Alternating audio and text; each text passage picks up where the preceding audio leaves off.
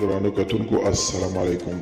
زه محمد سلمان همدرد د حق غږ پښتو چینل خبري لنډیز کې ستاسو کوربه اوس تاسو پام را اړوم د مهمو خبرونو لنډیز ته. د فینسوان ورځپاڼې ویلي چې ولسمشر غني د په داسې حال کې د افغان جګړې مسؤلیت ورلغاړي کیږي چې حالات ډېر ترنګلي دي. ورځپاڼې ویلي دغه جګړه چې امریکا غواړي افغان حکومت ته وسپاري ګټل کېدای نه شي. د پاکستان د کورنیو چارو وزیر له طالبانو غوښتي چې د پاکستان ضد ترهګرو ډلو ته د فعالیت اجازه ورنه کړي.